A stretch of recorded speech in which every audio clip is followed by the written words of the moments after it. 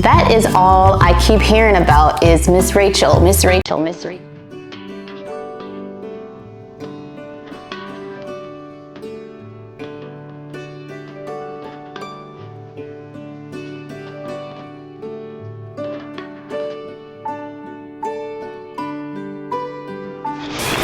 Hey, so are you familiar with Miss Rachel? I mean, every single time, I kid you not, I go to see one of my clients, that is all I keep hearing about is Miss Rachel, Miss Rachel, Miss Rachel. Like the parents that I work with are raving about Miss Rachel.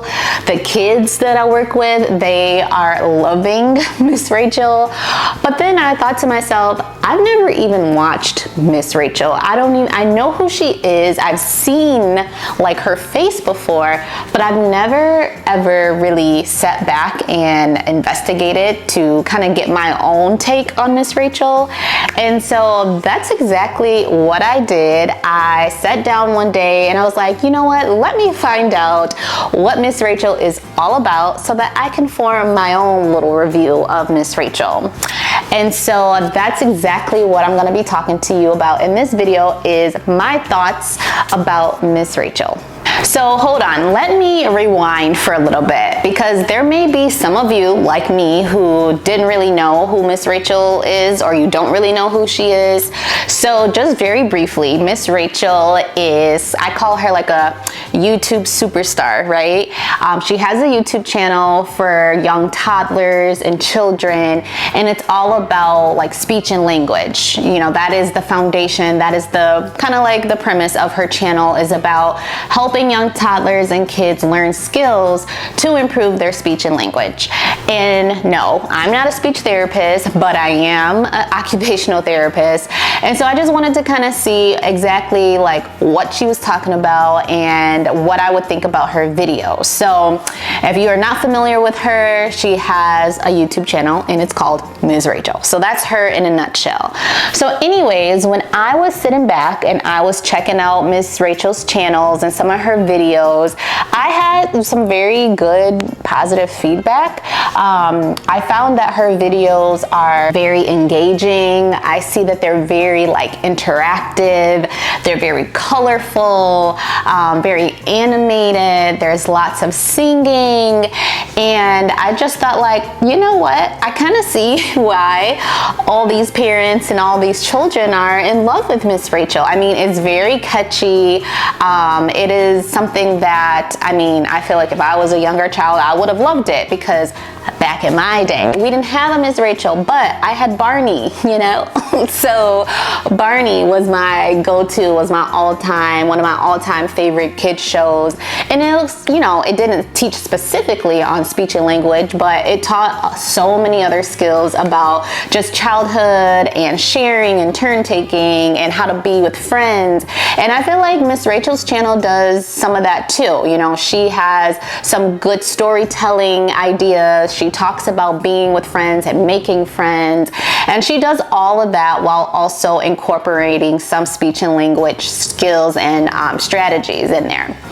And so while I do think that Miss Rachel has a very good channel and that her videos are very, you know, aligned with the children that she's trying to reach out to, one thing that, you know, has come to my attention is sometimes parents may mistakenly substitute real life, real world experiences and replace that with Miss Rachel. And so to my parents out there who are in love with Miss Rachel and really, really enjoy Miss Rachel for helping to teach their children some speech and language skills, especially if your child is not in speech therapy. But even if your child is in speech therapy, it's also a good additional support or an additional resource to use. But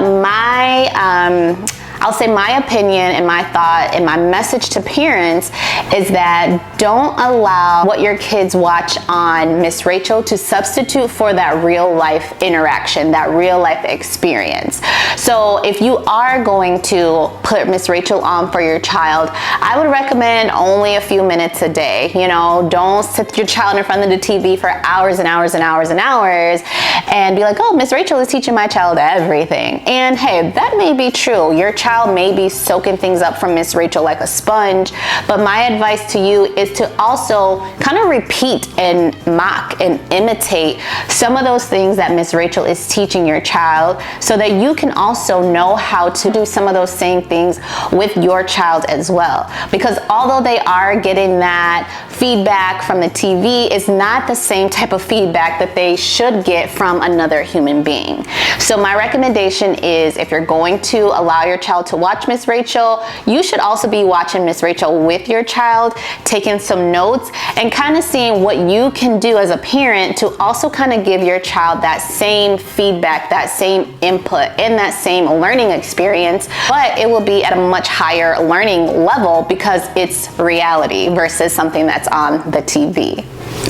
Another point I just want to say to parents too is that there's no judgment here, right? I know some parents are probably watching this like, hey, well, sometimes Miss Rachel has to come on because I just have to get the dishes done, or I just have to get this load of laundry done. And you know what? Kudos to you. You know, I am not one to judge you for what you have to do, because sometimes you just got to do what you got to do. So I would say, hey, sometimes I've heard it all before, where sometimes you just gotta do what you gotta do. You gotta do that errand, you gotta pay this bill, you gotta make a phone call, and you just gotta put your child in front of Miss Rachel for a little bit, you know. So they're learning, but you're also able to do what you have to do.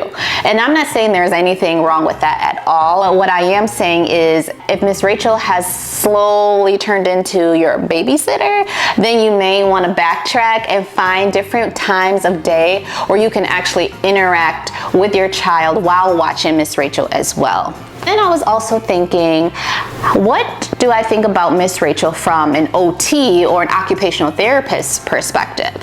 So as a pediatric OT, I work with lots of children. Most of them are in the early childhood stages of life, so 3 and under, or preschool, kindergarten age is where a lot of my kids fall under. So a lot of my kids, we are working on attention, we're working on transitions, and we're really working on providing them with multiple types of sensory experiences, whether that's movement or messy play or sounds, music, lights, whatever have you. We're trying to give children as many types of multi-sensory experiences as possible so that they can learn about the world around them. And so when I was watching Miss Rachel, I was trying to see like, I know it's a good benefit for speech and language skills, but is it, or could it be any benefit for OT or things that we're trying to work on in OT? And I did find that, yes, she does have some episodes which I could see it being a good support for occupational therapists as well. So for example, there was an episode that I saw in which she and some kids, they were at a playground and they were talking about swinging, they were talking about sliding, they were talking about 2 friends sitting on like the teeter-totter and taking turns going up and down. And so I was like, that actually is and could be a very good way to prepare kids for playing with other people and to prepare kids for what they are able to experience at an actual playground. So for example, if you have a child who's never seen a swing before or never have seen a slide before, it may not be so bad to give them a visual representation before you even get there. So sometimes I'll tell parents, prep your child ahead of time for new experiences. So even if you have to show them a video or read a book about it, because sometimes just throwing kids into a new experience can be very overstimulating and overwhelming for them. And so if you were to do something like turn on a Miss Rachel episode and the child or the children on the video were talking about swinging and sliding, you could really talk that up and say, oh wow, look at what that kid is doing. Oh wow, they look like they're having so much fun. Tomorrow, that's exactly what we're gonna do. We are gonna go to the park and we're gonna try out the swings and slides too. That's just an example. But that is one way that I was like, oh, okay, I could see how Miss Rachel could also help some kids with other things besides speech and language. And so overall, I will say that I honestly don't have anything bad to say about Miss Rachel at this time, at least. I mean, honestly, if I'm being honest and in fairness, I have not sat down and watched all of her episodes because she has so many, and some of them are like an hour long. And so I was able to just kind of briefly go through a few of them just to kind of get the gist of it.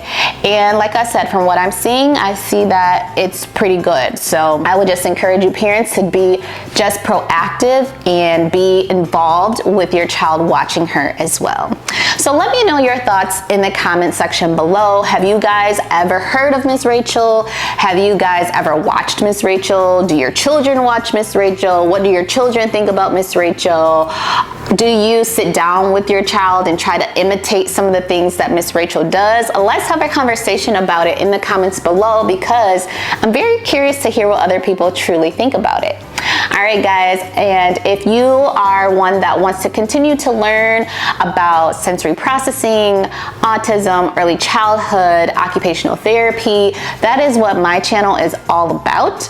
And so if you're new here, welcome, please subscribe. And if you are already subscribed, please make sure you have your notification bell turned on so that when I post more videos, you'll be aware. All right, guys, till next time, bye.